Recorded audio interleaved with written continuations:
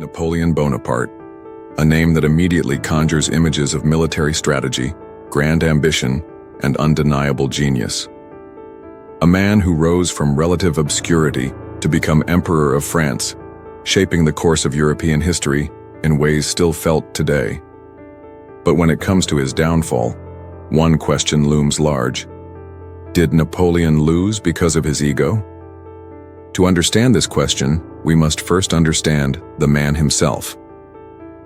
Napoleon Bonaparte was born in Corsica in 1769, a relatively modest destination within the French Empire. Yet through intellect, determination, and of course sheer ambition, he climbed the ranks quickly. By the age of 24, he was already a general, praised for his ability to outmaneuver his enemies. People called him a genius, a visionary, but also, over time, a man deeply enamored with his own grandeur. By 1804, Napoleon had crowned himself Emperor of France, literally taking the crown from the Pope's hands during the coronation ceremony. This act alone speaks volumes about his character. It wasn't just about becoming emperor. It was about showing that he, Napoleon Bonaparte, would not bow to anyone, not even the church. He was a self-made man, and in his mind, he owed his rise to no one but himself. But here's the thing about ego. It can drive great success, or it can lead to catastrophic failure. And for Napoleon, it did both. There's little doubt his confidence and ambition fueled many of his legendary victories. Take the Battle of Austerlitz in 1805. Napoleon's audacious decision to bait the Allied forces into a false sense of security allowed him to shatter them completely. It's considered one of the best executed battles in history, an unmistakable testament to his brilliance. Ego, in this context, was an asset. It compelled him to think big, take risks, and push the boundaries of military strategy. But as Napoleon's power grew, so too did his pride. He began to see himself as invincible, and this belief had consequences, especially when it came to his decision-making. Let's talk about one of the pivotal moments in his career, the invasion of Russia in 1812. Napoleon's army was unmatched at the time. Fresh off a series of victories that had cemented his dominance across Europe, he set his sights on Russia, determined to punish them for breaking their alliance with France. But this wasn't just about politics or strategy. It was personal. Napoleon wanted to teach Tsar Alexander a lesson and further prove his supremacy. The invasion was a disaster. Napoleon underestimated the sheer size and harsh conditions of the Russian terrain. His famously large army, the Grande Armée, suffered massive losses due to starvation, disease, and the bitter cold of the Russian winter.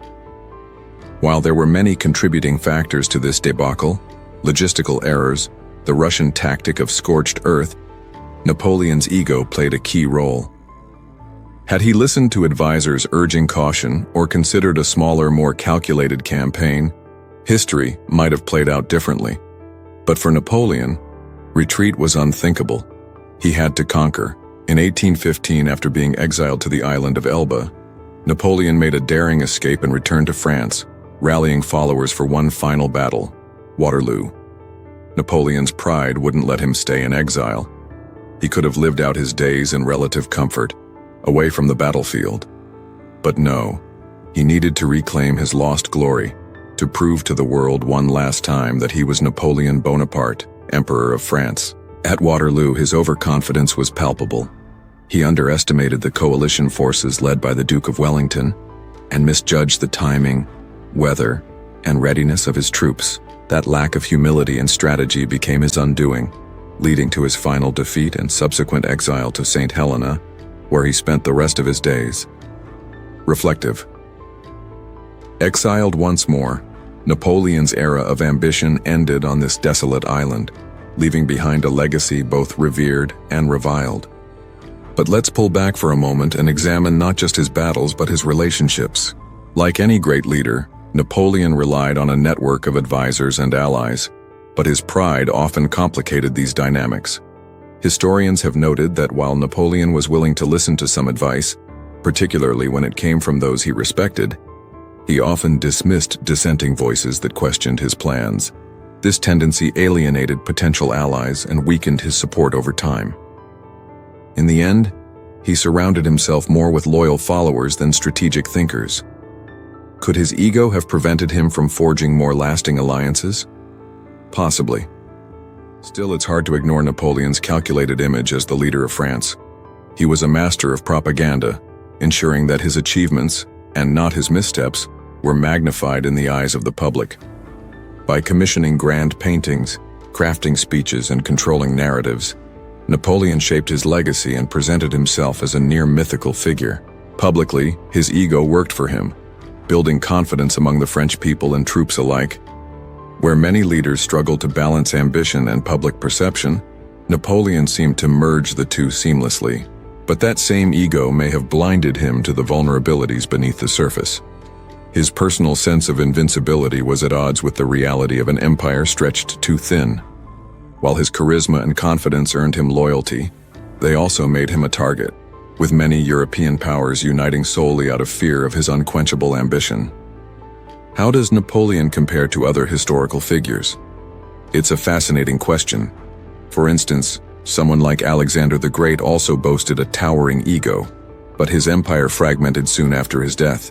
On the other hand, leaders like George Washington made deliberate efforts to temper their egos, focusing more on stability and teamwork than eternal conquest. In Napoleon's case, his ego wasn't inherently good or bad. It was a double-edged sword that shaped his rise and hastened his fall. History rarely offers simple answers. Napoleon's relentless ambition led him to achieve greatness, but also pushed him to overreach. So was his ego the primary reason for his downfall? History rarely offers simple answers. Napoleon's relentless ambition led him to achieve greatness, but also pushed him to overreach. His overconfidence in Russia and Waterloo, coupled with his strained relationships and refusal to compromise, undeniably contributed to his undoing. Yet, other factors, geopolitics, economics, and sheer hubris from opposing forces, played a role as well. Perhaps the real tragedy of Napoleon Bonaparte is that his ego, which fueled his meteoric rise, couldn't be contained. He was a man who dared to rewrite the rules of leadership and warfare, but his refusal to question his own limitations ultimately cost him everything. Now it's your turn. What do you think? Was Napoleon's ego his greatest asset, or his fatal flaw? Share your thoughts in the comments below, and don't forget to hit subscribe for more deep dives into the fascinating stories of history's most compelling figures. After all, history isn't just a collection of facts, it's a mirror for understanding ourselves.